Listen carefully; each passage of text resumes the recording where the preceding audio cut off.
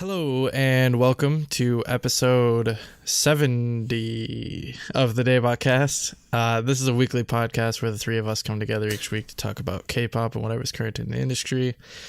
This week we have all album reviews, all girl group album reviews, just the way we like it. And anyways, let's get right into the thick of it. As always, I'm joined by Nate. As time for the Moon Knight.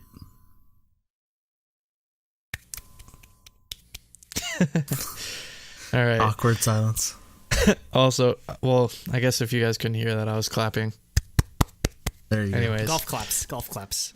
Anyways, as always as well, I'm also joined by Andrew, who usually has three things. One, Celtics are making it to the Eastern Conference Finals, even though half their roster is like dead, basically.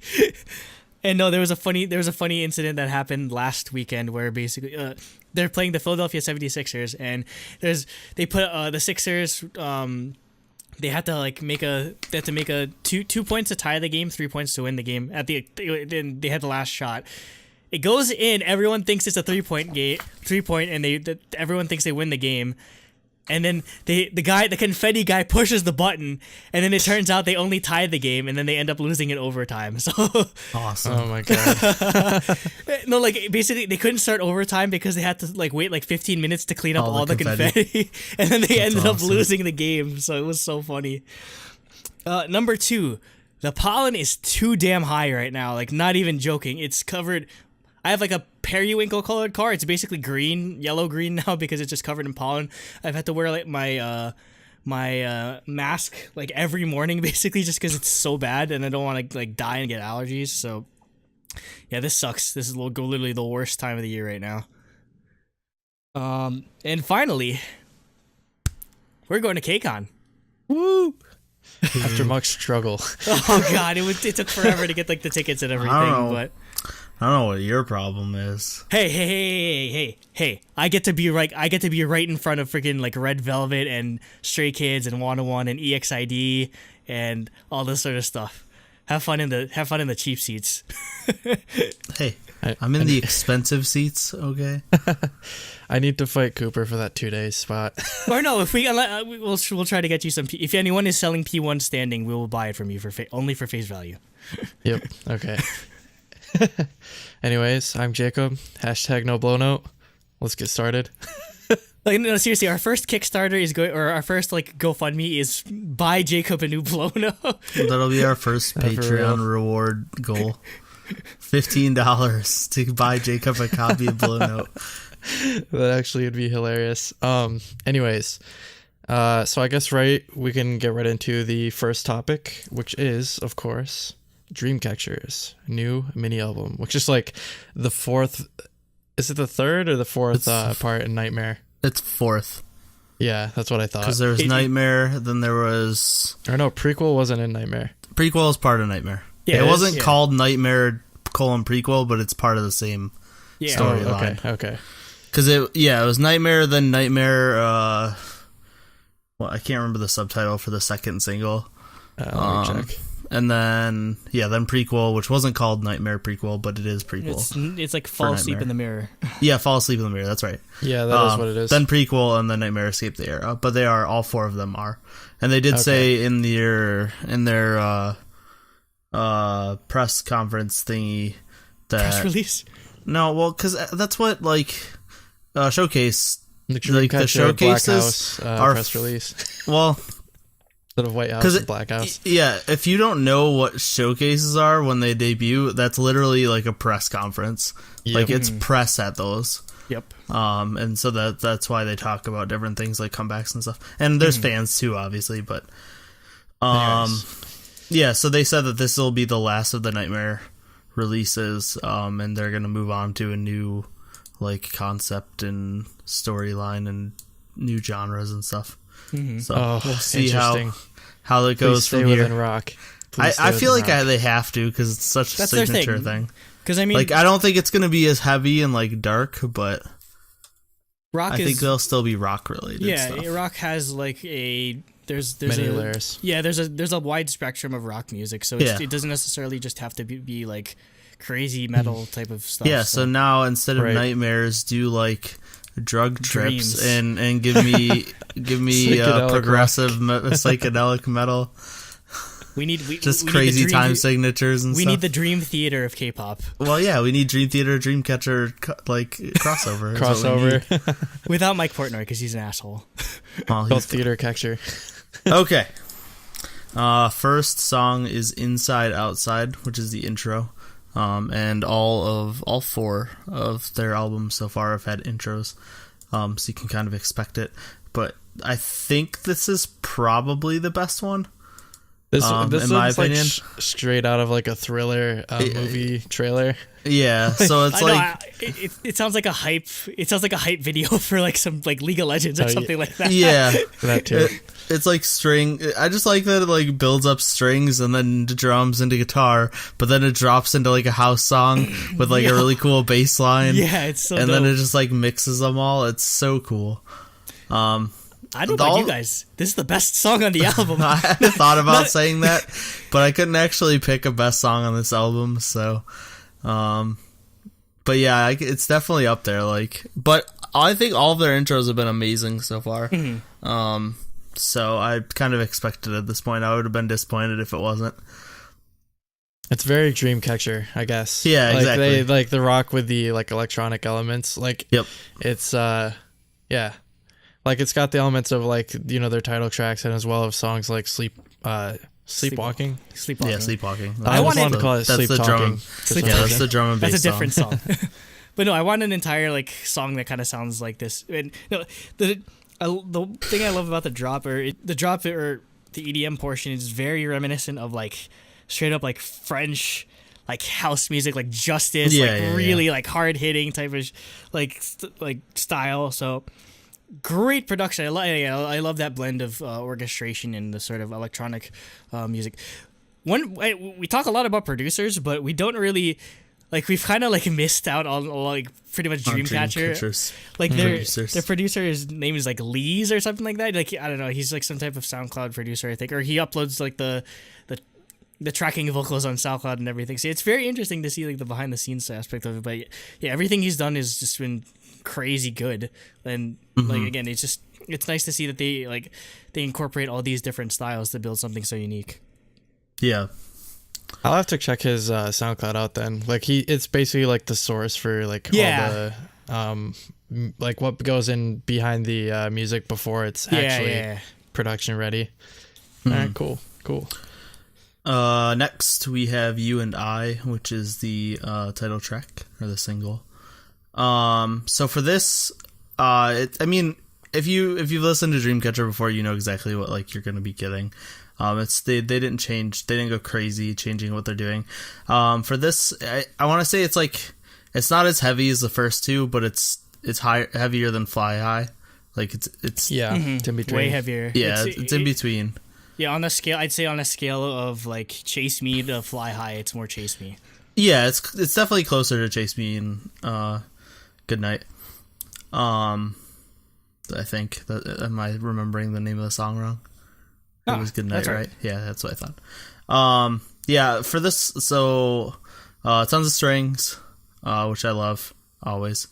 I really like the guitar part during the chorus. I think it fits really well. And then for music video and aesthetics and stuff, everything's just insane. Like the sets are so good. The leather Final Fantasy armor, whatever they did to Sua's hair, the thing in Sua's hair is like so cool looking. It's like one braid is just like highlighted or something. I don't know. Well, no, yeah, it's like I don't know. It's not actually her hair. They put some weird it's an like braiding like that, fancy thing into her hair, but it looks really cool.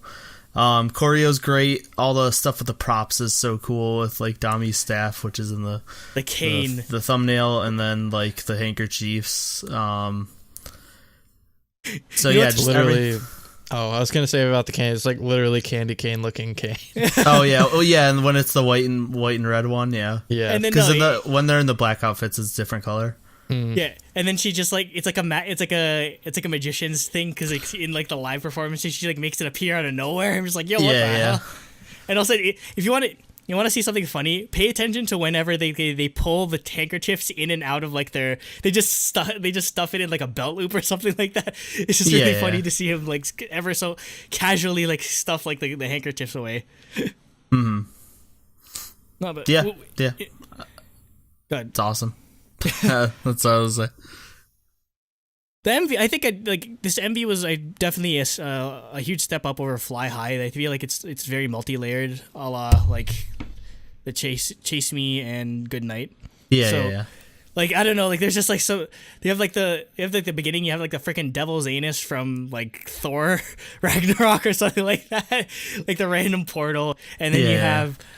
And then there's like the old lady turns into a spider or something when she gets pictures taken of her. Yeah, it's the spider from Fly High. Yeah, no, I ain't fucking with that. But and then there's like Dementors flying around from like Harry Potter or whatever. Yeah, there's so many layers to this. But yeah, serious shout outs goes to Yuhyun's hair, because she basically looks like Aranea from Final Fantasy 15, and everyone knows if you play Final Fantasy 15, Aranea is best girl. So. I think I might have a new Dreamcatcher bias. All right, so for me, I definitely think this is one of their... On my first listen, I was like, I don't know if I like this better than the other three, but I think it's definitely like among them now. Like, it's for me, it's hard to like rank the Dreamcatcher songs. Oh no, yeah, they're all so like, good, so really good. Yeah. Out of the title tracks, that is like one thing I really liked was again the MV, like drastically like. In my opinion, kind of like drastically like improved in production value, and like definitely. It was super, super cool. And then in the choreography, like what you're talking about before, the handkerchiefs, I thought that was really cool. Like they throw them up and they catch them or whatever. Yeah. Or yeah. She unthrows hers and catches hers. Yeah. Cooper said something about this in the chat earlier. I was like, he was like, I can't wait for them to drop it. I was like, well, no, that's going to happen. Yeah. He said, or he did like the gif of like SpongeBob being really anxious. He's like me every time she unthrows her handkerchief. I was like, yeah. The instant I saw that in the music video, I was like, at one point she's gonna drop that. What about the cane? What if it like doesn't extend out? It's like, it doesn't extend, or she's flipping it around and it falls out. There'll be that's the danger with props, but still, like it's worth it because they look so cool when they do it right, and at least it's not Brave Girls level dangerous. Yeah, exactly. Also, or we can get crazy moments like Shiny where the mic broke. You remember that? Have either of you guys seen that? No, I haven't seen that. What was the song with the mic stands? Dream Girl. Yeah, Dream Girl. And yeah, one of their mic stands broke, but they like actually the circular part fell off, right? Well, like the whole thing fell apart eventually, but like you can see them like perfectly like adapt to it to where they hand it, like the one that's in the middle hands is over, and like you can't even tell. Yeah. Basically. And also, like one of them kicks it out of the way so that the others don't trip, and it's just so cool. Yeah, like, they basically pulled a romance where they pass the mic, that sort of thing. Well, yeah, but it looks like completely natural. Like there's only supposed to be 4 mic stands, but one of them just fell apart in the middle of the performance, and they handled it so well. They're pros. That'll happen sometimes. Anyways, one other thing about this song that I'd like to comment on is Dami's part in this was way better than the other 3 songs. Oh yeah, I agree. Yep. I think it fit in like much better, and she definitely did take on more of like a major role in this song. Yeah, she's kind of the focus of this entire song in a way. Yeah. Yep, I agree. Moving on to Mayday. A cover of the April song. This is I really like. So it starts out with just a piano intro, but it leads into more standard rock Dreamcatcher stuff. For me, in this song I actually like the vocals of this better than You and I, but I think I like the instrumentals a little bit less. So there's kind of like a trade-off for me in terms of this and You and I.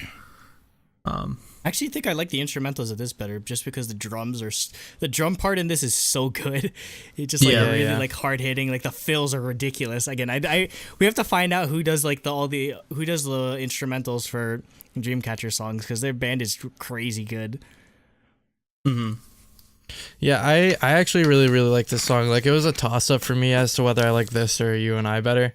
Because, like, I think this one rocks a lot more, which I really, really love. But I think I still do... I don't know. It's again, it's still a toss-up. I can't really put my finger on it. But yeah, this one is just as good, and I think could have easily been the MV song. So yeah, I think it's similar to like how in Prequel, in my opinion at least, Wake Up probably also could have been a title track. Yeah, I would have shown for a Wake Up MV. Yeah, that would have been amazing. Yeah. I mean, I feel like any of their music could be like MV worthy. So yeah, I like the song a lot too. It was hard for me to choose between the two. Next we have Witch Star. So this is their more synthy song. It's very like synth heavy. It's pretty chill.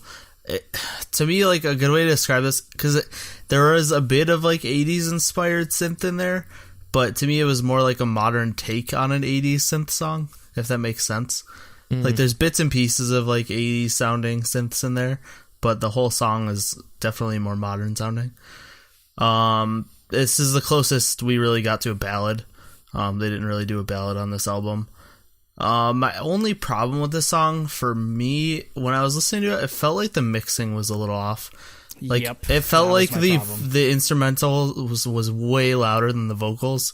Yeah, like way more loud than it should have been. It's hard to do a sort of like soft sounding like 80s synth heavy type of track with soft vocals, and then like try to balance that out with the instrumentals. Yeah, they'd probably have to either cut back on the level of instrumentals that they're using, or just maybe, I don't know, use a bit more emptiness or space. Yeah. That's definitely something I noticed too. That's why it was kind of a miss for me.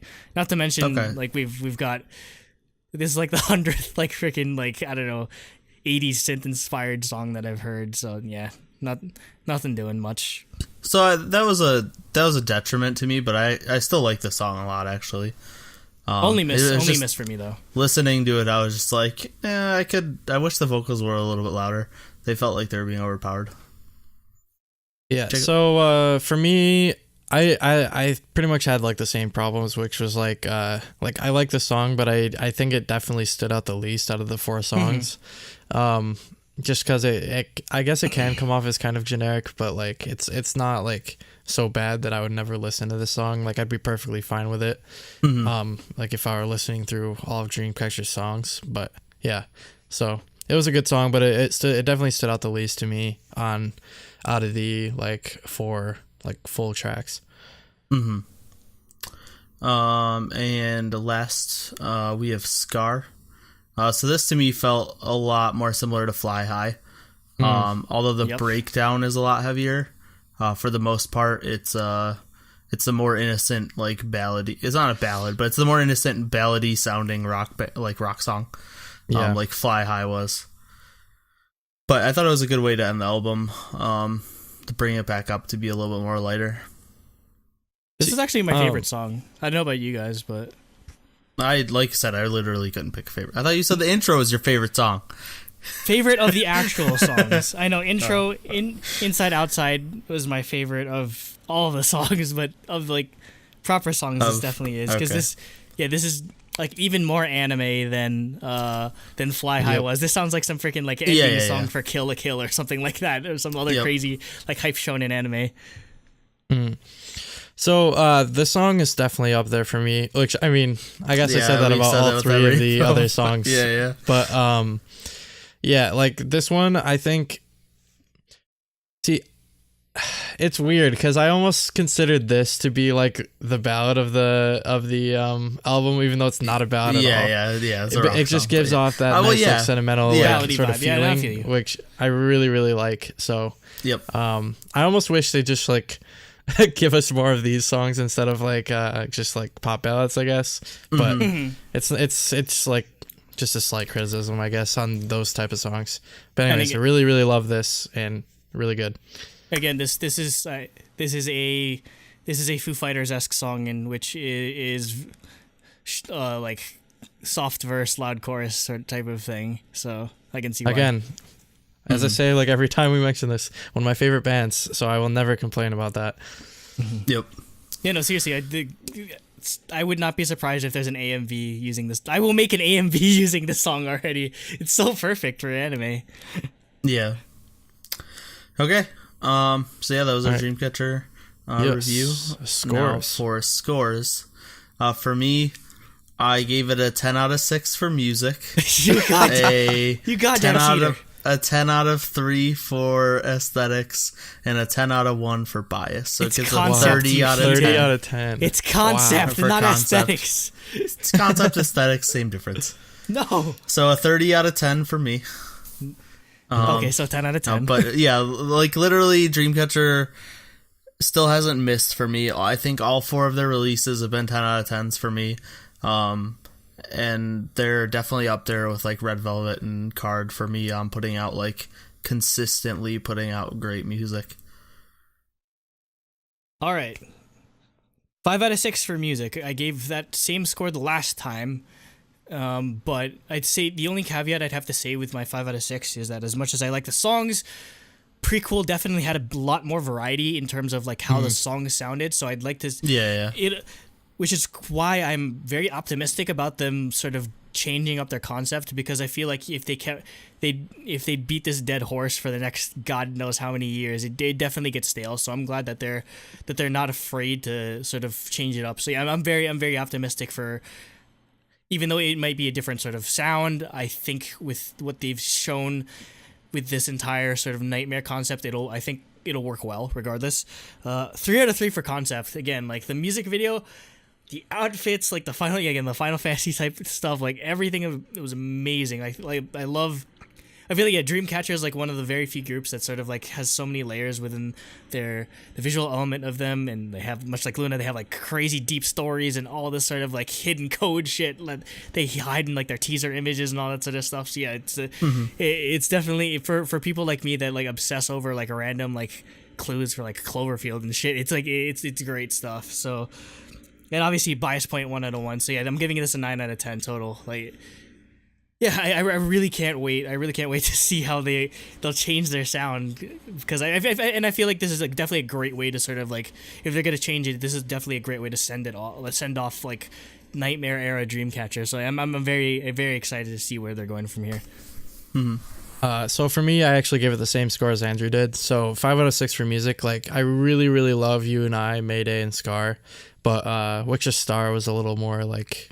It didn't stand out as much, but it was still a pretty decent song. So I won't knock it too much for that. And then 3 out of 3 for concept. The MV was really cool. I really like the outfits. The dance was really cool. As always, album art is always really cool. Like following the same concept, but like, I don't know. It's Dreamcatcher never really fails in that department, I guess is what I'm going to say for album art. Like on the picture, it's like freaking looking at this mansion from a cornfield or something. It's really weird, but yeah. Anyways, and then obviously bias point, so 9 out of 10 for me, and I think that'd be 10 out of 10 overall. That's or 9 out of 10 overall. That's a 48 out of 30. So you cheater. No. no, it's a 9 out of 10 because you guys are horrible people. Hey, it still gets shiny. It gets the shiny. It deserves the 10 out of 10 shiny that doesn't Here's exist. the thing. I gave it a 9 because, well, one, because one of the songs didn't stand out as much. Also because I don't know what I gave Prequel, but I would give it a 10 now if I were to think about it. And I don't think it's quite as good as a Prequel. little bit lower than Prequel. Okay. Yeah, exactly. So, anyways, from here on to the next review. Topic 2. Topic 2 is G-Idle. Just Idol, I guess. It's Idol. Or G-Idle. I Am is the album. So this is Cube's new girl group. Yep. They're throwing CLC to the wayside because Jun So Yun's shown up. Honestly, that's probably what's going to happen. It's 100% what's going to happen, unfortunately. Because this group, like, right out of the gates, is performing a lot better, I think, at least. Like within people's hearts, that is, like, you know, they have a very good start. So, yeah. Unfortunately, what the hell was that? That was very loud.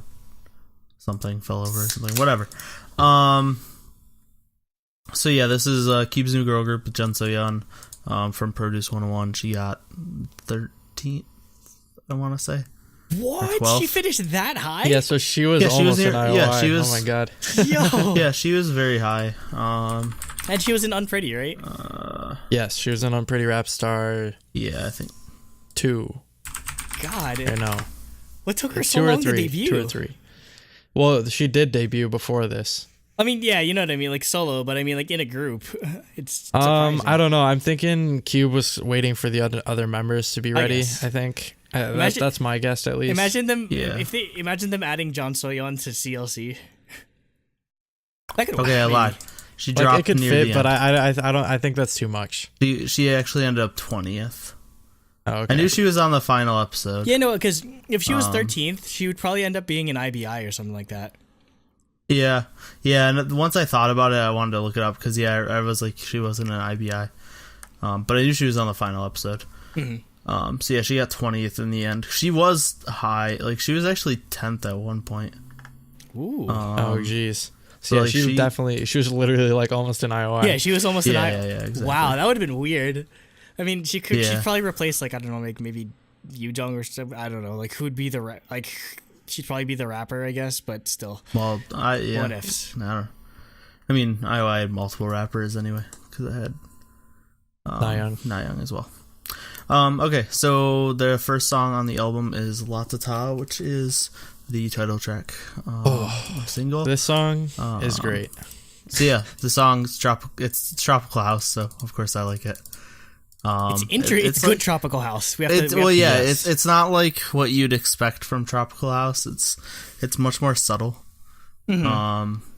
But it's still tropical house, and of course I love any tropical house.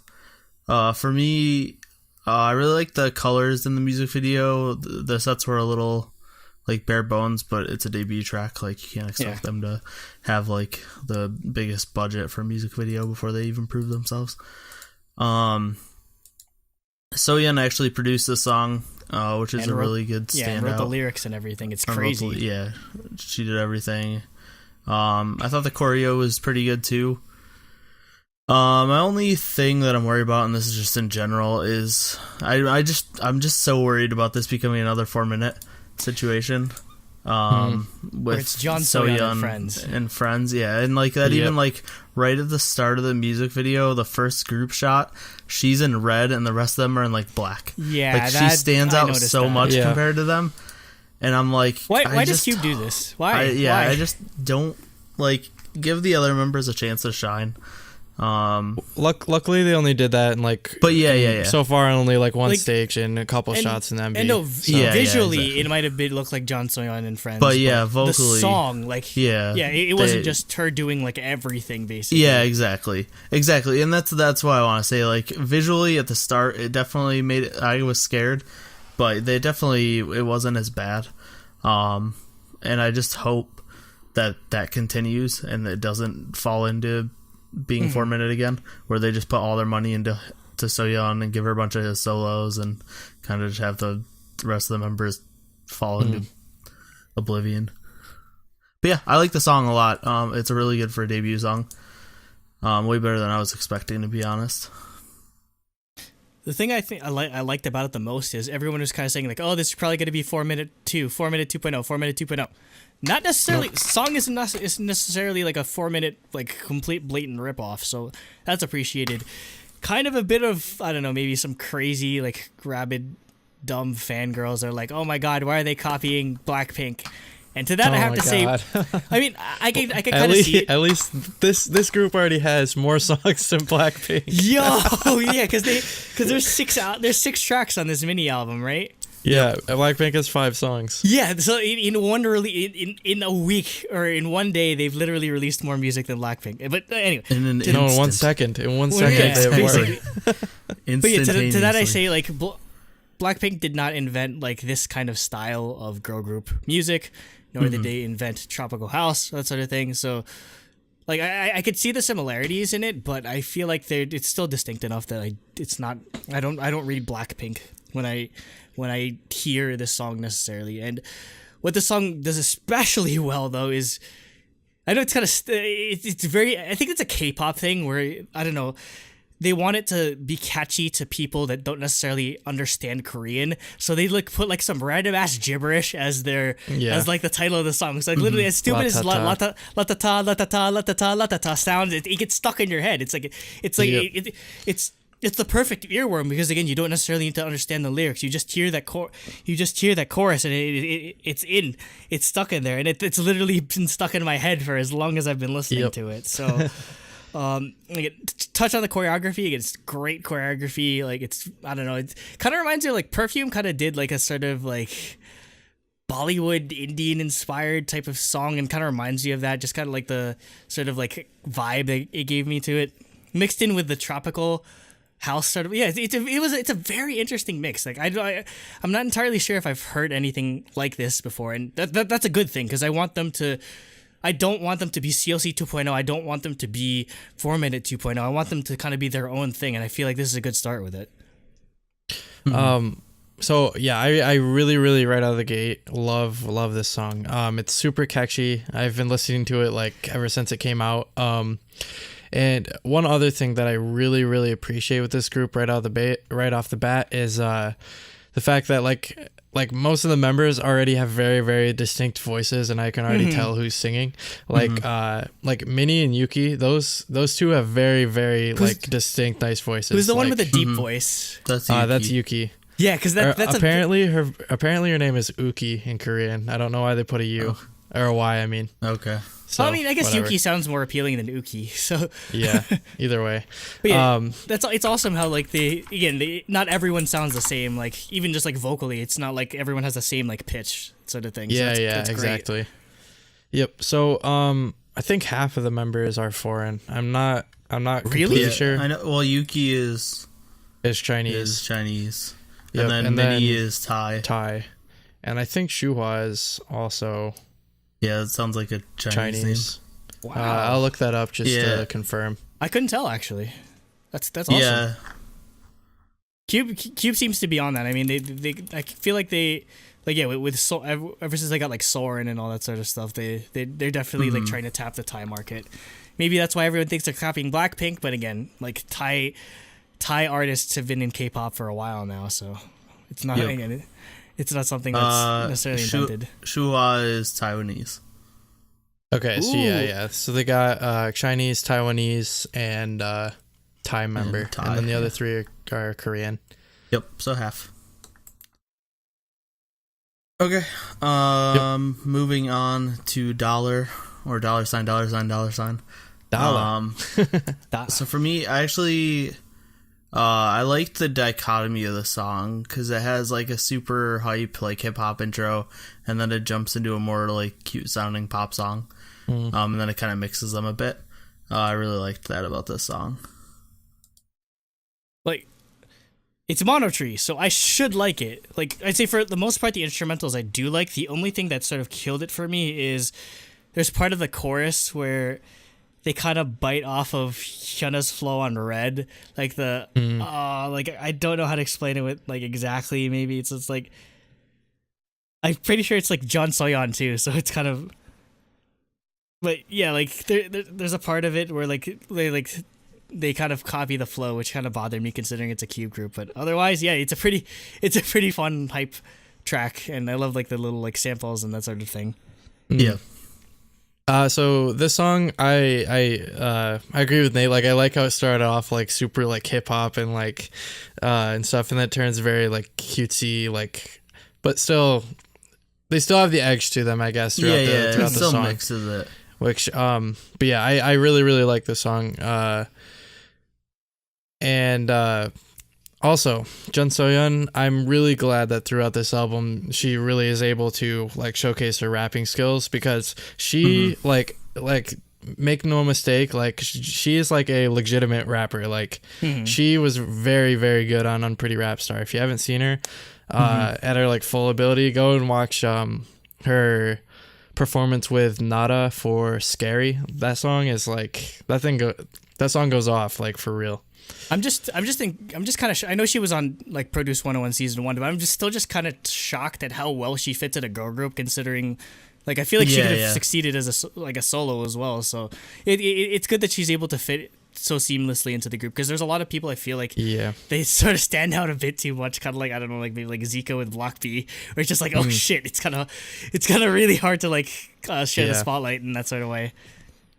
I think she definitely would compare to somebody like Zico or Rapmon or someone like that, who is like they can stand off on their own in the hip hop sphere, but also come back into the like K-pop sphere and like be in an idol group.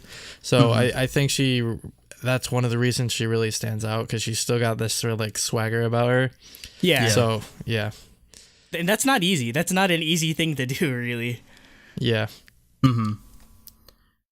Next we have Maze. So I actually really like the chill like instrumentals of the song, and I thought it showcased their singing pretty well. Which I think this is the first song that really showcased that well. No joke, this is my favorite song on the album, even more than La Ta Ta. I spam this like constantly. Same. Like again, like this deserves to be a single. This deserves to have an MV. Again, just love like the electronic vibe of the track.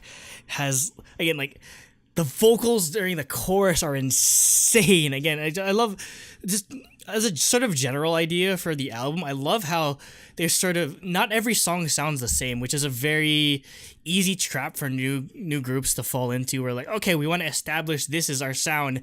Okay, let's just make 5 different versions of it. I love that they're sort of jumping around with different styles, but I feel like it's.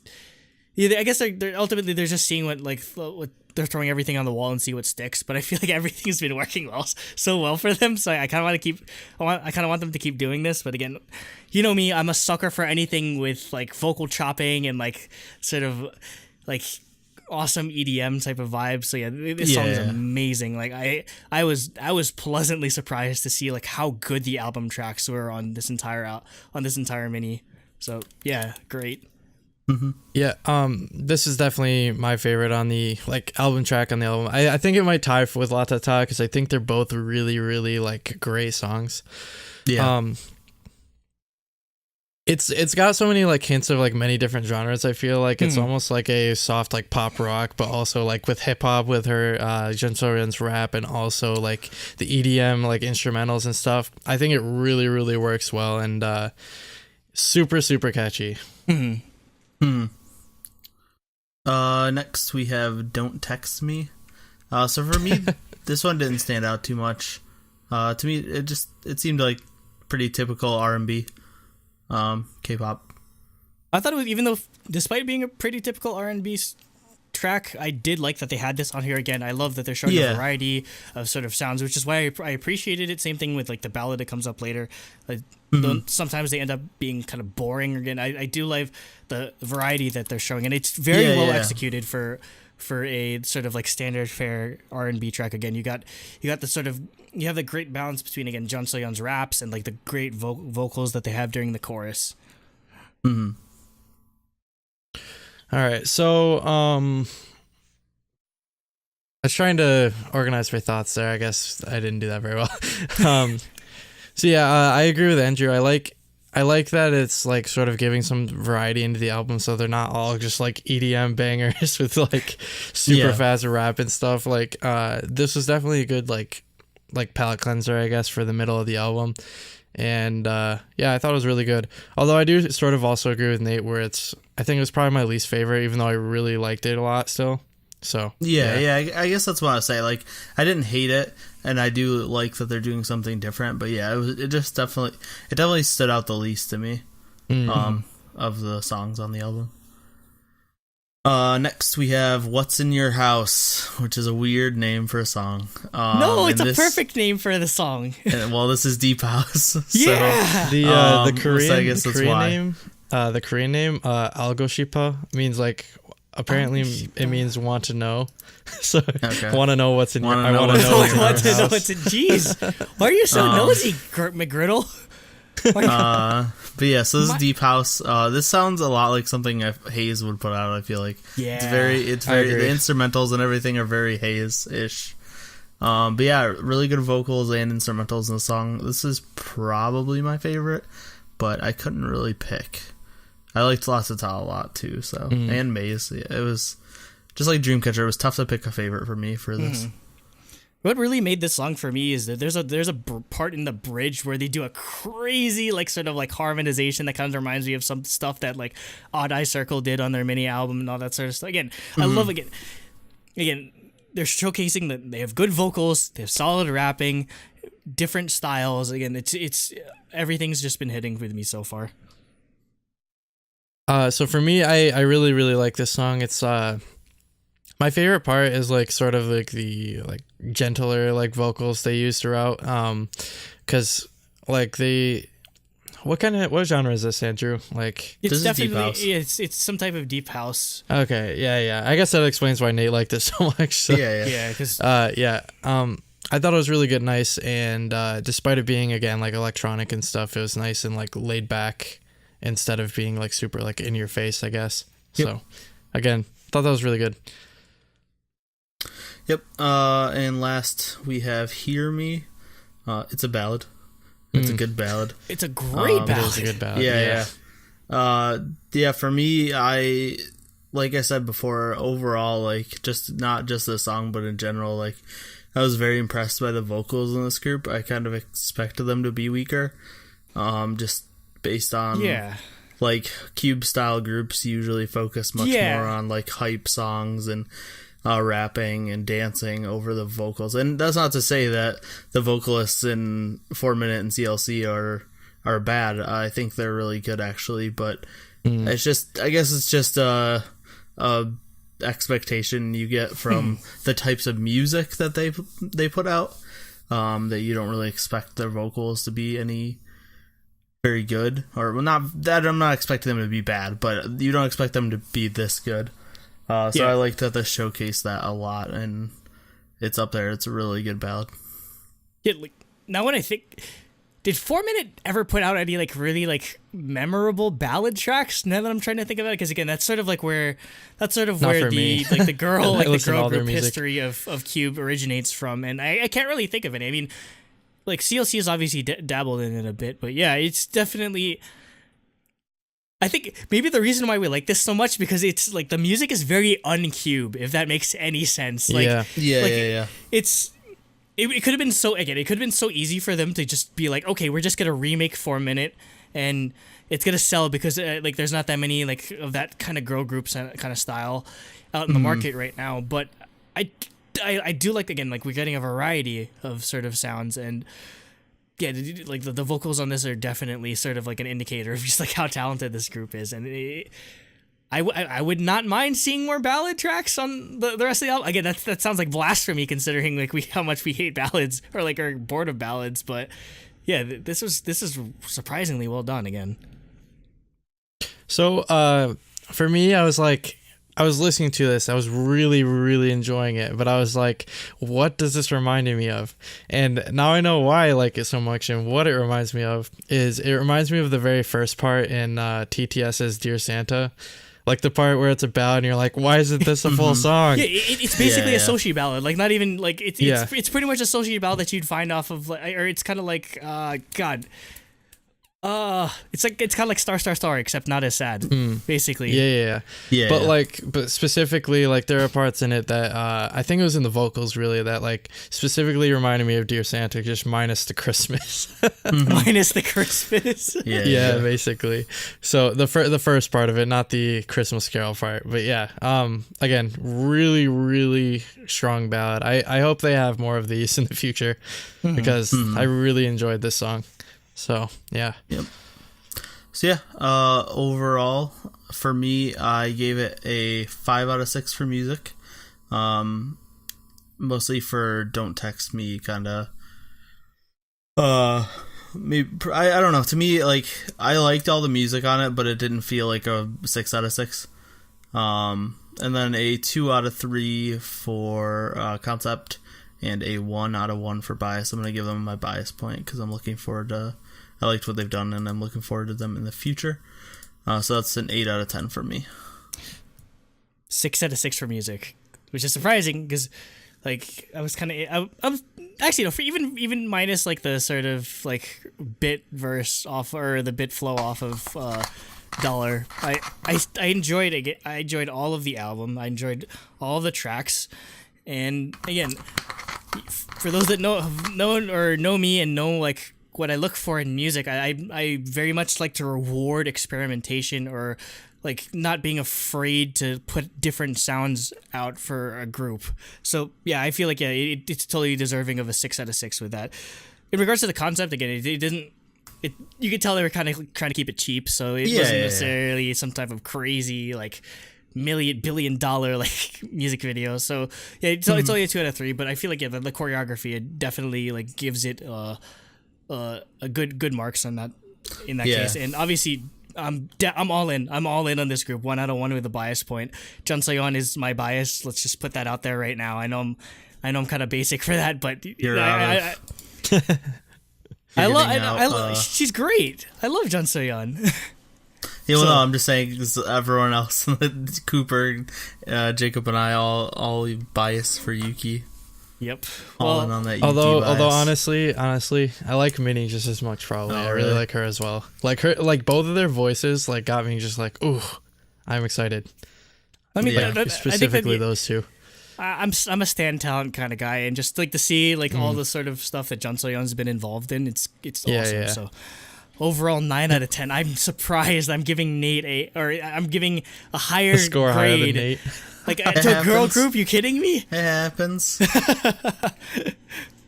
All right. So for me, I think I had the same score as Andrew. Yeah. So 6 out of 6 for music.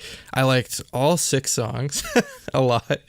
So like I was talking in the chat like while I was listening to it, I was like every single song I was like, holy shit, this is amazing. So definitely gets the 6 out of 6. So for concept, I also give it a 2 out of 3 just because again like nothing was like blew us away. Nothing was that like special, like standard MV. But it did have some pretty good fashion and pretty cool like dance and stuff like that. So yeah, I give it 2 out of 3 for concept, and then obviously bias point because I'm definitely gonna stand this group because if they continue to be this good in the future, I'm really really excited to see what they'll pull through with. So it's a 9 out of 10 overall. Shiny. Yes. And here's where I'm gonna complain that Jacob didn't give DreamCatcher a 10 because the album is definitely better than this album. But no, I like this one better actually. Really? I like these albums for different only reasons. marginally though. Only marginally. Fine. DreamCatcher should have been a 10. Hashtag DreamCatcher should have been a 10. It's too long of a hashtag. Hashtag not my DreamCatcher review. Even Not longer. my DreamCatcher review score. How dare you? Okay, moving on to topic 3, where Andrew GFriend. rants about GFriend again. No? No? Oh, that's surprising. Spoiler alert, no. Spoilers. So we're gonna review GFriend's Time for the Moon Night album, mini album. Their 6th, I believe. Yep. Is there any is it just like English that's why it's Time for the Moon Night as opposed to Time for like the Moonlight or something? Because I'm just like, are they talking about like Moon Night of like the Marvel Korean, character? Yeah, it's not a K, so it's not Moon Knight. The Korean hero. The Korean name of the song is just Bom, which just means night. Night, yeah, So- exactly. Yeah, I noticed that all the Korean it's Park names Bom. were like Short. way short. Because the last song is "You Are My Star" and it's literally just "Star" in Korean. Yeah, why Yep, did they it's make it like- so much longer in English? I have no, probably like searchability. That's true. Well, even in But Korean, it's like not very searchable with the one. Yeah, yeah, because how many that's true. songs are there that are named Star? Like literally, if A you lot. like literally just type in like the one character, there's probably gonna be hundreds. Yeah, I don't know. Yep. Yep. So first we start out with intro, which is subtitled Daytime. This is like very musical sounding. Very it's Disney, like in my opinion. Yeah, exactly. Like very upbeat, whimsical strings. It definitely sounded like an intro. Yeah, like something that would play over the Disney logo, like the Magic Kingdom castle, or like just like an opening to a musical. Mm. The vibe I got from this actually was just kind of like 90s anime type of like vaporwave style of music. Like That's 'cause I why feel like he's like, oh, That's the why he intro's likes it. great, so I love this album. no, not just that. Just because like it's specifically like it kind of Anime sounds like some, vaporwave. it kind of sounds like some stuff like that would be background music for Sailor Moon, and I feel like there's like the anime-ness of this entire album just was turned up to 11. So yeah, this is great. So yeah, my thoughts I basically already said. It was Disney AF. Disney. Like all I could think of is it playing like during a movie, like I don't know, like Aladdin or like Cinderella or something like that. like while something magical is happening, like just something like that. Basically. Well, Dami's pulling out her cane. Yep, exactly. Her magic cane. Yep. Next we have the title track, "Time for the Moon Knight."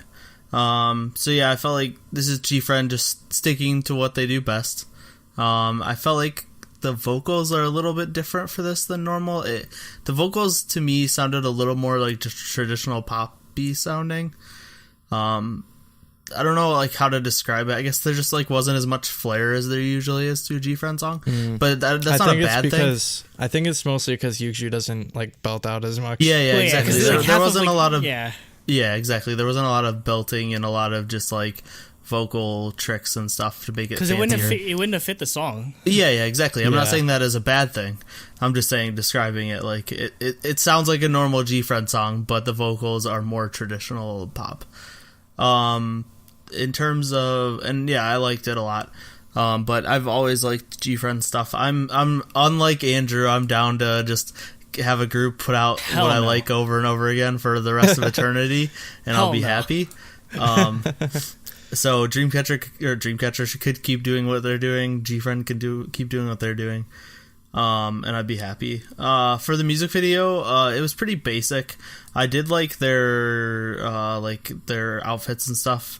Also, all their hair I like all their new hairstyles. I like Una's long hair with the bangs. I love it. I love it. Short hair Una is like top god tier. Like her going I back like to short long hair. No, but they didn't go back to the old long hair. She kept her bangs, and I think it looks really good. No, it makes her look more mature. No, she needs short hair. She needs short hair. How can she be more mature? She's literally like she has like a lolly voice permanently or whatever. Yeah, I remember during KCON, she like literally sounded like she was on helium. Yeah, but she's like 20 years old. Yeah, and she's only like 4 or 5 years younger than me. But speaking of hair, though, Yuju with red hair and oh my god, like definitely approve. Like locked in as bias now, basically. Just like she looks great with her hair. I liked all of it. Styles and stuff. So new hairstyles. Did you want to go, Jacob? Yeah. So for this song, I really, really like, and I also like actually of the night. I think this one actually sounds a lot like an anime opening to me.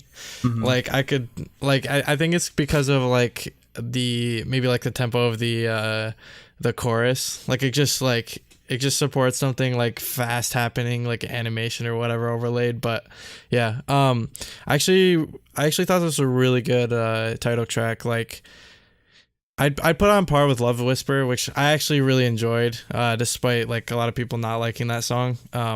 It's definitely better than what was it called, Summer Rain. So yeah, and then I know I was saying like not a lot of like Yuju belting, but like it basically like builds up until the end where she finally does it. Where she does it, it definitely where it's appropriate. Yeah, exactly. So anyways, I thought this title track was a good choice, and while they're sort of like still like just sticking to their guns, I think it still was different enough that it satisfies me. So yeah. I usually do a scale of whenever I rate individual songs just internally. I do it 0 if I hate it, 0.5 if it's okay, 1 if I like it. This is a 1 with caveats. So I like the song, but I feel like it's really let down by the production the production level of the instrumentals, because it kind of sounds like it's a demo. Like it's really like like the drum track that they're using kind of sounds like really generic. It's like the click. I can see that. Yeah, I mean, like it's so like half and half, where like the string instrumentals are great and it's like sweeping, like very GFriend-esque, but yeah, like the drum track's kind of like lacking in the way. But The reason why I like this song so much is because it's basically the Korean version of "Connect" by Claris, which is the opening song. The opening song to Maho Shoujo Madoka Magica, aka one of my favorite anime. It's like it's very. If you listen to them back to back, they're very similar. So they usually have a problem with people sort of like copying style or whatever. But this kind of music is just like so like. I know Nate, you keep saying that it sounds like typical GFriend, but if anything, this sounds very different for GFriend for me. Like it feels like such a different direction just in general when it comes to the album. So like, which is why I actually ended up enjoying it a lot more. So yeah, as much as like, I'd say the vocals definitely are still very solid, even though they don't necessarily like, again, they go crazy with like belting high notes and everything. The MV, yeah, very disappointing. It seems way too basic. Just like there's nothing interesting going on, and mostly because they barely showcase the choreography, which the choreography for this was really ridiculous. Good. Yeah, like they're just doing all this like when the strings kick in after before they hit verse 1. There's just like the crazy like hand movements and like voguing and all that sort of stuff. It's crazy good, and like. GFriend choreography is on a high level as it is, so for me to say that's saying something. For girl groups, GFriend is like definitely probably the standard in my opinion. Yeah, they like, definitely set the standard. They always pull through with the best female choreography for sure. And I think that's their one saving grace. That's the one thing that always separates their music, because I feel like the choreography or the level of intensity that their choreography does definitely brings out the intensity of the song and the intensity of the vocals, and I feel like they're one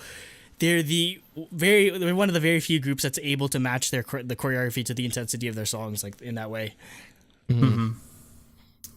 Next we have Love Bug.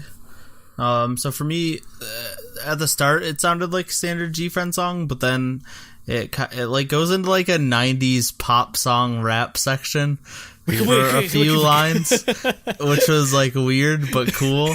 And then I really like the chorus because the second time they repeat it, there's like a very noticeable key change. Yeah, modulation, which made it stand out a lot. So yeah, I like this song. Might be my favorite song, honestly. Yep, that's what I was gonna say. Favorite song on the album. Like, I kind of like I'm not as big of a fan of A-Pink, but this feels like GFriend doing an A-Pink song, if that makes any sense. Yeah, but they pull it off so well. The only minor like nitpick I'd have with this song is that like it's as weird as it is to like hear like a GFriend like rap-ish part that I didn't mind. But they kind of just like copied the flow of Kesha from TikTok, and I'm just like, oh no, that's not the rap flow I want to hear in my K-pop songs. It's like the really like kind of whiny sort of voice sort of thing. But other than that, again, like Nate, you mentioned the modulation, the chorus, excellent. This is how you do, like, take note. This is how you do modulation. Like it goes up like very gradually, and the vocals like again match it so perfectly. Like I wouldn't. It wouldn't fit GFriend maybe if this was a single, but I would have loved to see like a music video for this just to see how they'd approach it, because I guess it's just such a different sound for them. So I love it. So this is definitely my favorite song in the album. One thing I really actually liked about it was I think Umji actually shines a lot in this song. Yeah, like, definitely. Her voice like fits the song very, very well. Whereas in a lot of other songs, it's a little like, cause she still looks and sounds very young. Like even though like her voice might be like deeper than Una's, but it still like she still sounds like a young girl, I guess. Yeah. But still, like I think it really fits in a song like this. So because the vibe is way more cutesy than even normal GFriend would be. That's why this is happy. Yeah, this is Umji territory right here. Yep. Next we have Flower Garden. So this is a very vocal focused GFriend song.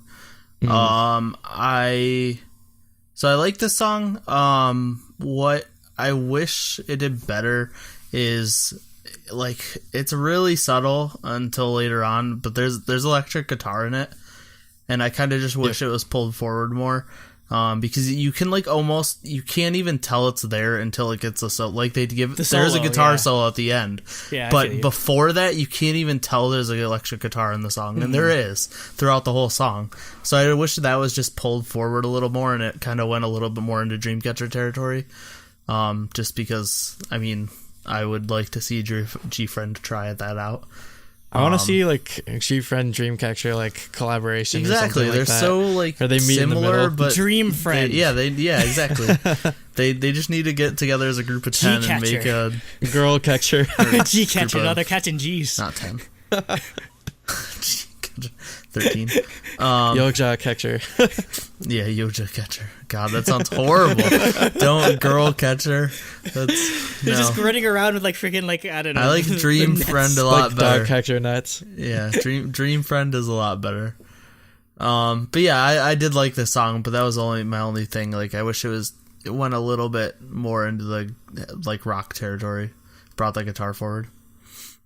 On any other album, this would probably be the GFriend, like the single. Like this sounds like the very Yeah. prototypical GFriend single, which normally should mean I'd hate it, but I actually like it because it's very well, despite being a very prototypical GFriend type song. It's done very well, mostly because again, like the Yuju high notes that she hits in this are just perfect.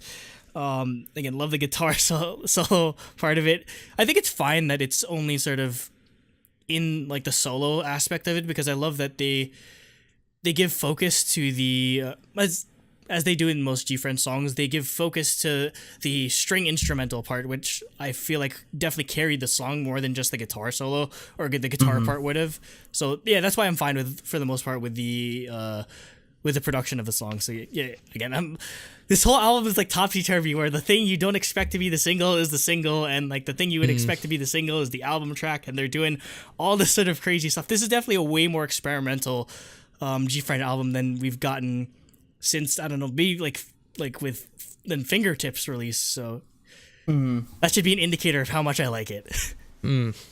So this also is one of my favorite songs. Like so like Andrew said, it's very like prototypical like GFriend song, but again, like it's a really, really good GFriend song, basically, is the way I would describe it. And one thing I really liked was in the chorus, they make like really good use of like pauses where it goes like Yeah, it's again, we talk often about how it's not usually like how like loud your noise is or how loud the sound is that makes songs good. It's how you use the absence of noise, or like how you space it. And yeah, it's a perfect example of where, you're expecting it to follow normally, but you hear the pause and it sort of like makes you pay attention way more. So yeah, it's definitely it's a good tactic or a good musical element that helps you sort of like change up the sound or make it sound a lot more intriguing.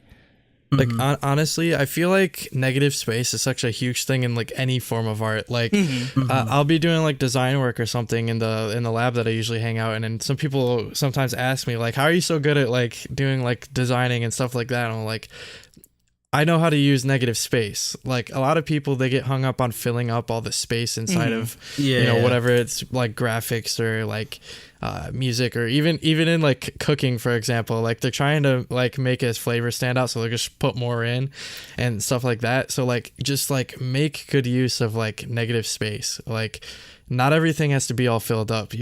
What you more want to do is just use that to bring focus to the thing you actually want to pay attention to.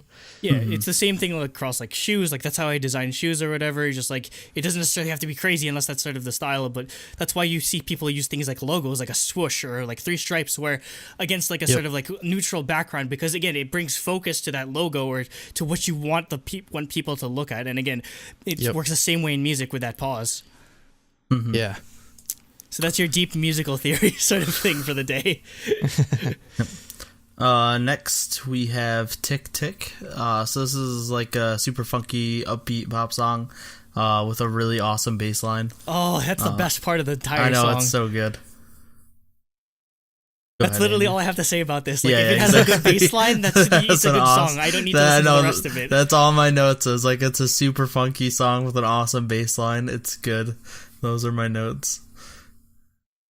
So for me, I really like the song. Like Andrew said, I also really like the bass line in this. But another thing I liked was like right off the bat, like in the beginning, it sort of feels like it's like swelling up until like pops, and that's when the like the first vocals like jump right in there. I thought that was really cool. And then also like really, really nice, like powerful vocals leading up to the drop where the chorus happens. So yeah, I really like those parts. Oh yeah, I forgot. We've already gone. Yeah. Next is Bye. It's a ballad. And it's an insanely awesome string-based ballad. The vocals are so good. It turns into a power ballad at the end, and there's a sick guitar solo. I like this song a lot. And actually, one thing that stood out to me is it's 5 minutes long, which we almost never get in K-pop music. Like, it's almost never, songs are almost never longer than 4 minutes or a little bit more than 4 minutes. And I noticed that when I was listening to it, like, it stood out to me. I was like, this song is going on a lot longer than I'm used to. But I liked it. I actually think this is probably my favorite song. I really, really liked this ballad. I can do that GFriend ballads though. That's me. For me, I really like this song actually. When I first listened to it again, like my first reaction was like, "Oh, it's a ballad." But as I was listening to it, it also sort of sounded like something you'd find on like an OST. Yeah, it's but very at the same OST-esque. time, but that's not necessarily a horrible thing. Like what it reminds me of is like something you find on like SM the Ballad, like one of those albums, which I listen to those a lot actually. Yeah. Like what first came to my head was like Jonghyun and Taeyeon's Breathe. Yep. Like that's one of my favorite songs. So yeah, I thought it was a pretty decently made ballad. So yeah, definitely thumbs up for me. As much as like it's a ballad is a joke for us, like I love listening to ballads. Oh yeah, like one of my most listened songs is like "You Are" by Taeyeon, and also exactly. "Hello Happiness" or "Goodbye Sadness," Hello Happiness, or something like that. Ray, one of my favorite songs. Yeah, so, exactly. And I thought this was a really good one. And finally, we have "You Are My Star." So this is a more pop ballad. I really like the like super twinkly synth sounds. That was definitely something that stood out to me in this song. Another meh. Again, it ended so flat. I kind of wish they just did something to spice it up towards the end. Yeah, I agree. I think the album was very top heavy. That was my first. Yeah, very top heavy. That was my first sort of impression. Yeah, exactly. I would have put this one before Tick Tick, and I think that would have fixed it a lot. Yeah. So, yeah. I don't know if I just jumped ahead of somebody, but whatever. Andrew said meh, so. Yeah, I'm just gonna say basically like it's a good song, but I think it's definitely my least favorite on the album. Yeah, I think it stood out the least to me as well. Yeah. Okay. Overall, for me, I did a 5 out of 6 for music. Like I said, "You Are My Star" probably stood out the least, but for the most part, everything else I loved. A 2 out of 3 for concept. Like we said, the music video is really basic, but their choreography makes up for it. Plus the new hairstyles and everything look great, and their performance outfits are really good too. Yeah, great. So 2 out of 3 there. Obviously, if the music video was better, it could have been a 3 out of 3. And then 1 out of 1 because obviously I am a fan of GFriend. So that is an 8 out of 10 for me.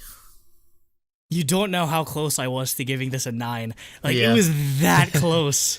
Like literally, if I just liked like one more song, or if they the music video is a little better. Pretty much, if they had a good music video, like oh my, like this is probably this is probably my favorite GFriend album since God, what was the one with Fingertip on it? Like something night, I don't remember. Let me check. Oh God, Awakening, was that what it was the called? Awakening. Yeah, pretty much is like maybe you know how like I have a thing with I like fall twice better than spring twice. Maybe I like spring GFriend better than like fall GFriend or summer GFriend or whatever, because again like because the Awakening came out pretty early in the year too, so I love that it's a good, on a scale of like, I don't know, just maybe of like Fingertip to Love Whisper.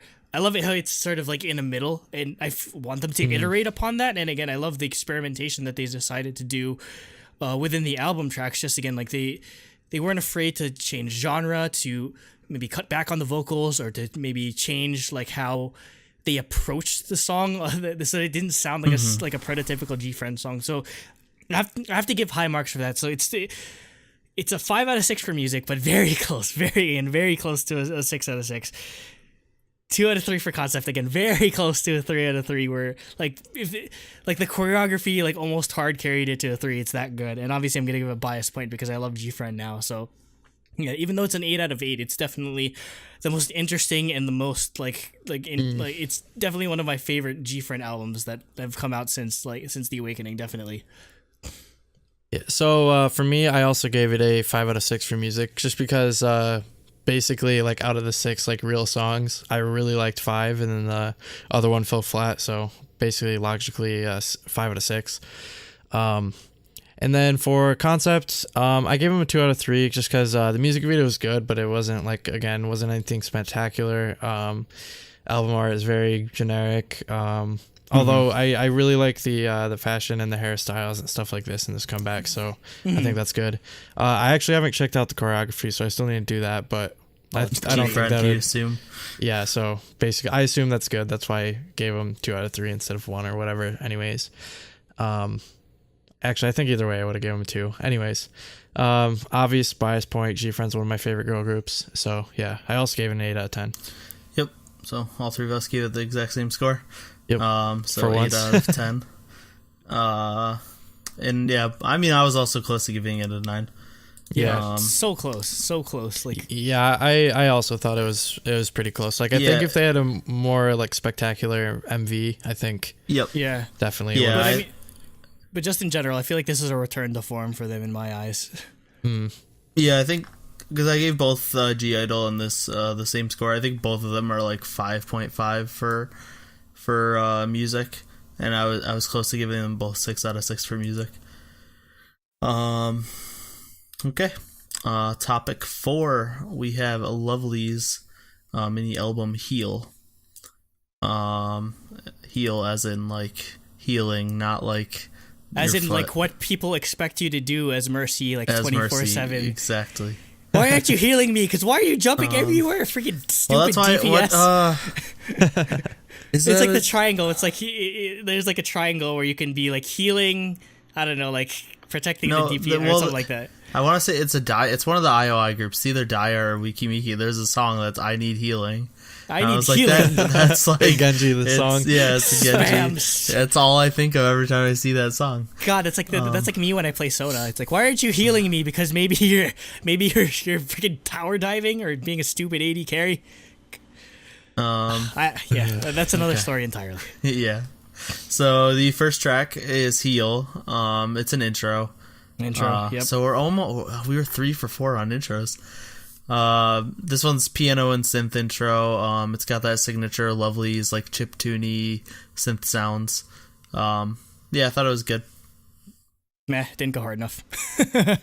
For me, I actually I thought this was a really cool intro. Like for me, I wasn't even focusing on the synths or anything. I really like the like percussion. I don't know, for whatever reason it like stood out a lot to me. I thought it was kind of interesting. Yeah, I'd have to re-listen to it to listen to the percussion. you gotta listen back in the track a little bit, but yeah, it's there. It sounds very poppy, like someone's going like with their lips. Okay. So yeah, I thought that was cool. Okay. Yeah, I'll definitely go back and listen to it again. It'll lead straight into the next song. Yep, and it leads into That Day, which is the single. So for this, it's pretty much what you'd expect from Lovelyz. I really like the do part that's like well. That shows up at the beginning, and then they do it later on, like it's like a post chorus almost. I really like that synthy vocally. It's like a mixture of synths and vocals. And then I really like the contrast in the chorus with like the cute cute sound effects that they do, like the whoo or whatever, but then Sujong's like husky singing that comes in right after it. There's like a bit of a contrast there that I really liked in the chorus. And then for the music video, it's good. It's pretty much what you'd expect from Lovelyz and that kind of girl group. It's just like lots of pastel colors and like cute color palette.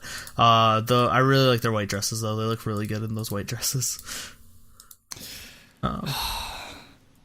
Andrew didn't like it. I wanted to like this. Because I love Lovelyz instrumentals, but I feel like they played it way too safe on this.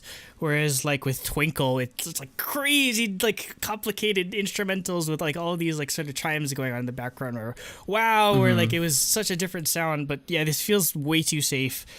Like I do like the sort of riff that they have with like the that sort of thing. But yeah, I just played it way too safe in my eyes. In comparison, especially to some of the other songs on this, which are great, but yeah, I feel like this is one of the albums where they kind of picked, or everything but the title track was, or like the lead single was good for me, and yeah, like I feel like, yeah, the music video wasn't very creative. It was very boring. It was just like, oh, we're at a carnival, we're throwing popcorn, we're eating cotton candy. I mean, like some of the choreography was really cute, and like obviously the whoo sort of thing was cute, but in the live version they actually had confetti when they did that the first time for the chorus too, which I liked. Did they end up losing Game 7 or Game 5 after they dropped the confetti? yes they did. Confirmed. The Lovelyz are Philadelphia 76ers fans. Confirmed here. But yeah, I don't know. I was kind of disappointed because I have such high expectations when it comes to their instrumentals, just because it's so iconic, and I feel like this played it. They pulled it back a bit too much in my eyes. So for me, this song made me figure out what it was that is making me like not be able to get into Lovelyz. Like I keep listening to these like songs, these title tracks. I'm like, I like these. I really, really like the instrumentals and stuff, and like their vocal talent is there. But I think what does it for me is that like what's keeping me from liking them that much is I feel like their vocalists are not very, like, they don't stand out very much. Like I wouldn't be able to differentiate like who is singing. They're all on the same sort of like vocal range in a way. So you don't get that much of a variety in comparison to like what we're talking about with G-I-DLE. That's what I was going to say, is they have like a reverse effect that G-I-DLE has. Like I like if somebody from Lovelyz went on like King of Masked Singer, I would never be able to guess it was them, it's ever. So hard. Never in a million years. Like I think I really like the instrumentals and stuff, but I think it's just like variety in sound. I think they need to have a couple members like sing maybe in like a different key or something like that to like change it up or something. I have no idea. It might just be a I'm not a Woolham producer, thing. Yeah. Not even joking. It might be a Woolham thing, because I kind of run into this problem with a lot of their groups. I mean, Infinite, I'm fine with, but yeah, I mean, I don't know. Yeah. This was like the least standout song for me. So either way. Well, one of two. I like the other four. Two. Okay. Yep. So probably not. I can see that. Next we have Mimio. Sure. I have no idea what that means. This one's my favorite. I really I don't know. I don't know. There's a couple songs that I could consider my favorite, but this is like 1A, 1B. Yeah, I agree. I just love how hectic this song is. There's like funky guitar riff, there's strings, there's like clapping, there's snare drum, like a drumline snare drum, there's a normal beat on top of it, and then you still have like the poppy Lovelyz vocals. And then for the bridge, because it was so like hectic and like crazy, which I loved, they go into halftime for the bridge, which like worked really well because it kind of like gave you a break. So yeah, I really like this song. Mm-hmm. I don't know, maybe it's just a thing I'm sort of have a preference for, but I love it when girl groups, like especially in K-pop, or particularly in K-pop, when they do this sort of, it's basically girl groups doing Maroon 5 in a way. Like the kind of like the guitar riffs that they kind of do are very Maroon 5-esque, but it works so well with girl groups. So I don't know why. Like there's definitely a dichotomy between the sort of funkiness of the verses, and it definitely it definitely ventures more into more traditional Lovelyz vocals for the chorus, but I still think it works very well. And this easily could have done way better as a title or as a single than That Day did, because it's. Again, there's just so much interesting. There's just so many layers to the song about it. So that I feel like, and also, the sort of like pre-chorus part is definitely gives me like Welcome to Momoland vibes. And I know like again like the whole music video that they were going for was like kind of like carnival sort of thing. So I feel like this again it would have fit so much better than like That Day did. I don't know why like they thought, okay, that day we're thinking about, I don't know, someday they met a boy or something. Carnival, sure. Just like what that's what people like, that's where people go on first dates, right? Like it feels like again the whimsical nature of this song would have fit more of the carnival vibe than That Day ever did. Yeah, this song is a million times better than That Day for me. Like as soon as I heard the guitar, I was like, this is very good. It's like, again, like just getting off of like a rock binge for the past like couple weeks, I'm like I'm with it. Like even in a super like sugary like poppy song like this, I welcome it always. And for here, I didn't have the same problem, oddly enough, like where like their vocals didn't stand out as much. I think this is where they should live. And I think this is where they could be like successful, at least in pleasing me, that is, so yeah.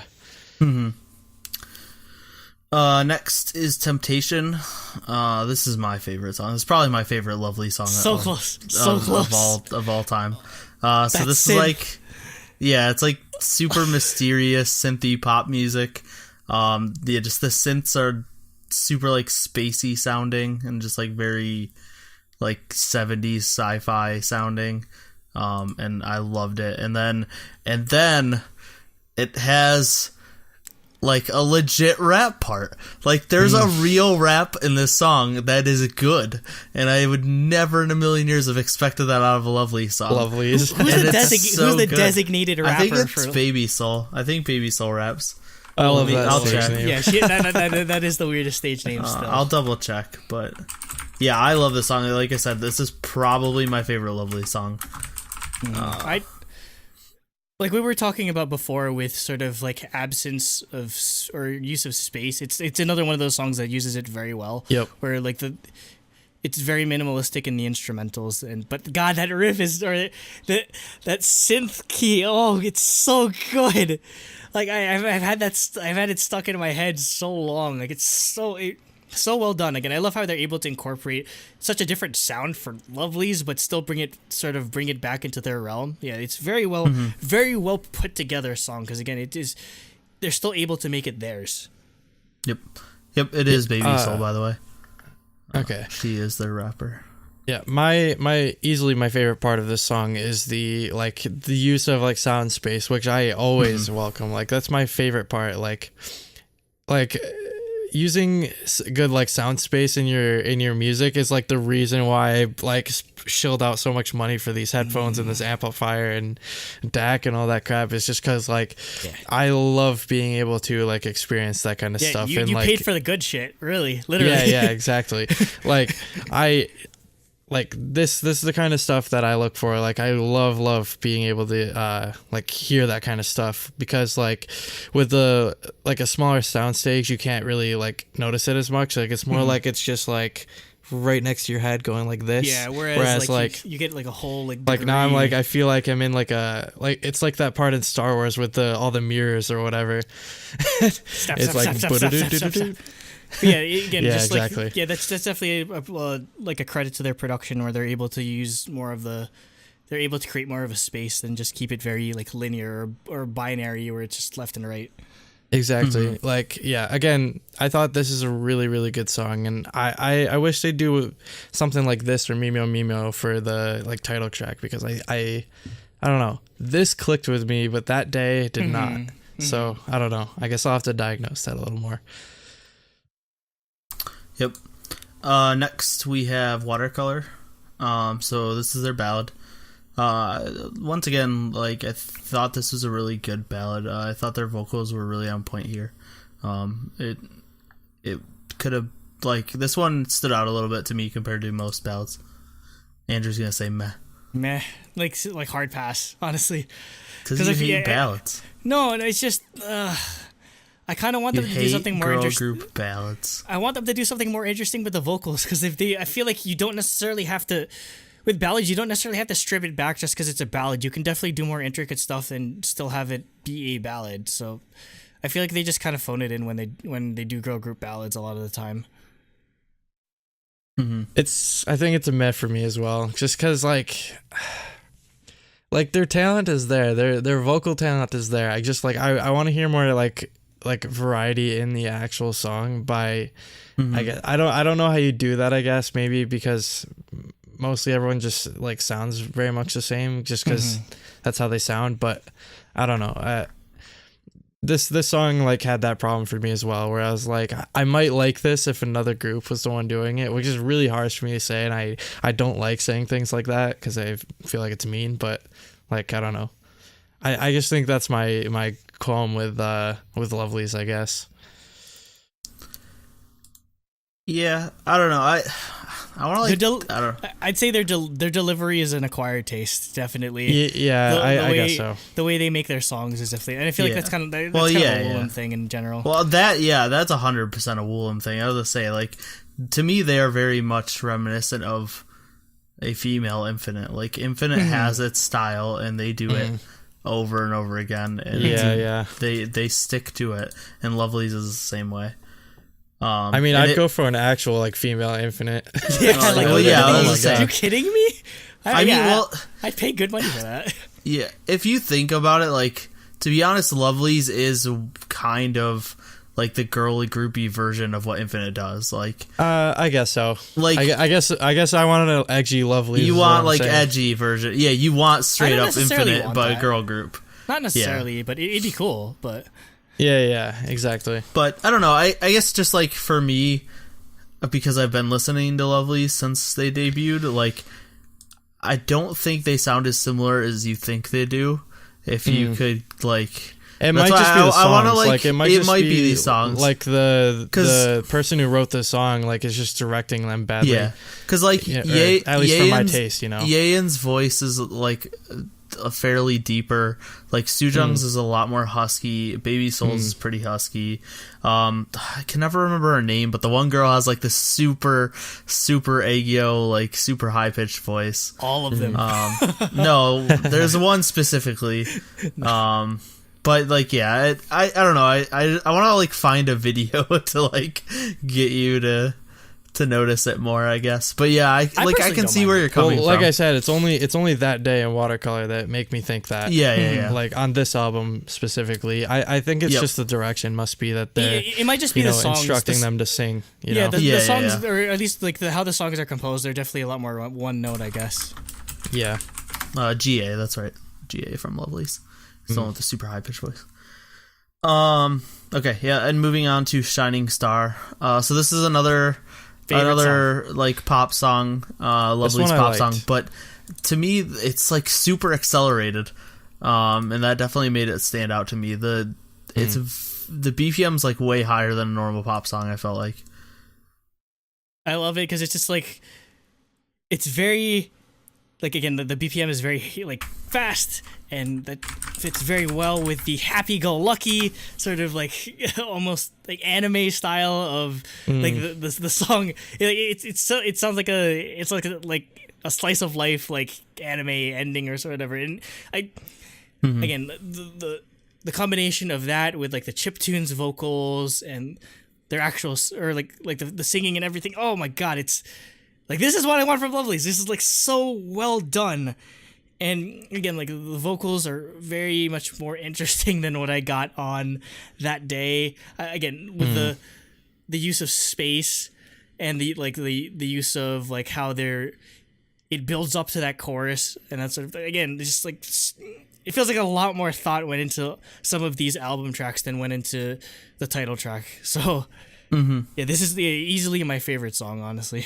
So, yeah, this is also one of my favorite songs. Like, I think this should have been the title track, because I think they could have done a really, really cool, like, just stuff with, like, you know, the MV and the choreography. Like, I can almost envision it, like, super just, like, happy and, like, fun, and just, like with the high BPM, that would help with, like, nice, like, cool choreography. Like, I don't know how good of dancers they are, but I feel like they could probably pull it off. But yeah, another thing is, for whatever reason, like, in my head, I always, like, think of Kirby when I think of when I hear this song. Just like, or just, I don't know, like Lucky Star, like some type of like a really like happy sort of thing.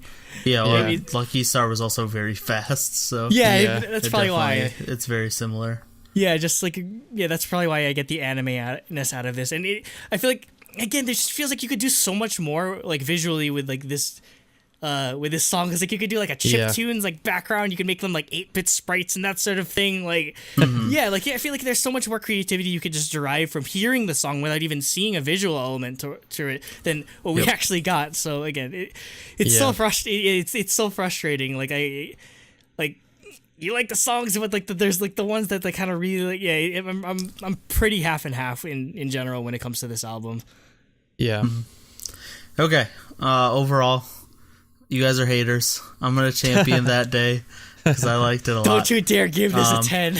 I was close. I did give it a 6 out of 6 for music. I really like all these songs, actually. I really liked that day. I couldn't give it a 3 out of 3 for concept. I liked the concept, but it wasn't anything special. Like, I think they did it well. Like, the music video was done well, the color palette and everything was good, but it wasn't special, so it didn't earn the 3 out of 3. And then I get a 1 out of 1. So I did give it a 9. I was close to giving it a 10. I liked this album a lot. Clearly a lot more than you guys did. But yeah, so I gave it a 9 out of 10. 5 out of 6 for music. Even though it's... I was going to say, that's your usual ranking, I thought it was going to be a 3 out of 6. Like... You hated 2 of the songs, it seemed like. Yeah, I hated it. No, that was more me. The intro was mad. That day in Watercolor were very mad, but the songs I did like were, again, excellent, which is why I feel like it's... What I did like, I liked a lot, so I feel like even though the songs I was kind of very iffy on didn't drag it down too much, which is why I gave it the music I feel like wasn't the problem for me. It was definitely the concept. I gave it a 1 out of 3 for concept, just because I feel like it was it just wasn't inspired, and again, maybe that's in part to the music or the song that they chose. But yeah, I feel like there could have been way more. They really phoned in the music video, and it's just If you showed this, if you played like a bunch of like girl group like music videos in the background, like, I honestly could not tell the difference between like this and like another music video. It's just that very like overplayed. Yeah. 1 out of 1 though. I love Lovelyz's music, so I'm still definitely giving them a bias point. So 7 out of 10. I very close to an 8 out of 10. Like, very close, just because I love a lot of these songs so much. But yeah, it's just. It's definitely one of the rare cases where the visual element just doesn't live up to like how good the music was. So for me, I gave it a 4 out of 6 for music. I really liked the 4 songs that I liked, and then the other 2 I really like they weren't doing anything for me, I guess, is my thing. Yeah. So I was like sort of like on or off with like whether I liked a song in the album. So that sort of led me to 4 out of 6. And then for concept, I gave 2 out of 3. I didn't think it was awful or anything, but again, like Nate said, nothing special. And then I'll give a bias point because I do like Lovelyz. It's just like I want to be like super into them, but I like I just can't. I guess it's just not my thing. You don't Lovelyz them, you like Lee's them. Yeah, they're like Lee's. You're banned. I'll be here all day. You're off the show. I'll be here all day, folks, please. Is there somebody whose name is like Lee? I don't remember. I think there is. Anyways, there's Likey. I have never heard of someone the stage name or real name like Lee. Let me look. I'm not naming my child like Lee. I'm sorry. I'm not gonna put. I'm sure kid some dumb person has named. Oh yeah. That's like me naming my child Bruce Lee. Lykkeli, like Lee. I knew it. No, don't do that. Never do that. No. Yeah, that's I think it's an alternative artist or something, or maybe indie pop, dream pop, electronic. That's what she does. Makes sense. Okay. That makes sense. Yeah. But she's, anyways, she's Swedish too. Yeah, she is. She's Swedish. not Asian. I just assumed to be Asian because of the LEE. Like Lee is apparently actually her first name. is her. Yeah, Lee like Timotei Zacharison. Zacharison. So she just flipped her first two names to be like Lee. Yeah. Anyways, back to this. I give it a 7. Yes. 7. But because 7, Nate 9. gave it a 9, it still gets an 8. Yes. Yep. Good. I should have gave it a 10, and it still would have got an 8 anyway. No, but you're not doing hey, that. what? You're not allowed. You're not allowed to tell me what I think an album is. I like this album a lot. Just because you're a hater and don't like That Day doesn't mean I can't like it. All right. I like that song a lot. They have to do better because I think this is me. I feel like this is me being a bit lenient with Lovelyz. So I'm not going to hold back when it comes to the next album. So there has to be some progression. Yep. So that's it. That was the episode. Yep. So thanks for tuning in this week. I hope you liked all 4 of the reviews. Leave in the comments, by the way, what you thought of each of the albums. We probably should have said that after each topic, but whatever. People usually do anyways, but either way. Yeah, let us know what your favorite is, and it better be. Yeah, exactly. It better be. Actually, I don't know. I don't know what my favorite would be out of all 4 of these albums. To be for me, it's definitely between DreamCatcher and G-I-DLE, but I think G-I-DLE takes it. Yeah, for me. I think G-I-DLE kind of takes the cake, which is surprising considering how much we love GFriend. But yeah, they definitely pushed it over, and they're definitely going to be DreamCatcher. Yeah, I feel like G-I-DLE is definitely going to be on our like best new artist like short list, definitely. For sure. I don't think we have anything coming up unless Nate wants to finish if his I Red get Velvet. off my ass and do Red Velvet. I'll see if I can get to my vlog if I'm not busy moving. Well, that's the problem. Yeah, I'm moving. So and tomorrow we're getting our windows replaced, so I'm not gonna be able to do anything. Yeah. Or I don't know. I don't know how long that's gonna take. I have a dentist appointment tomorrow. So but and then Sunday's Mother's Day, so yeah. Who Happy knows? Mother's Day to everyone. Even though you're listening to this way after Mother's Day. Yeah, this is a week after Mother's Day. And also, forgot, I don't know how many mothers listen to us. Yeah, I don't think hey, K-pop mamas maybe, but I don't think they listen to us. Oh, I love them though. Anyway, Rip. T-minus, like I don't know, we're a little over like a month and a couple of weeks before KCON. So if you're attending KCON New York, we'll be having our first unofficial official fan meet, of which there is only one person confirmed coming, which is Victoria. But it's all good. It's all Basically, if you're there and you see us, come say hi. Say hi. We're expecting only one person, so if another person does, it'll make our day anyways. So yeah, we'll be wearing Truly Daebak shirts. Will be coming out soon. Yep. Or we'll be seeing soon. I don't think we want to sell merch just yet, but stay tuned for that. And I feel like KCON is just going to be so much crazier, so much more extravagant this year. So definitely be excited for that. I'm hoping the con expands this year. Yep, and I hope we don't get our channel removed like last year. Yeah, I don't think that's gonna happen. The cursed KCON. I don't think we're gonna put up fan cams. CJ, don't this year, dox me, please. CJ, don't dox me. Actually, they can't dox me because I'm moving. No SF9 fan cams that could get 2K views in like a couple hours. Oh well. Unfortunately. Anyway, that's all we got for upcoming slate. So I think we can take it out. Yep. So thank you and goodbye. And stay creamy. Stay throbbingly. Stay creamy. Lovingly creamy. Likingly creamy.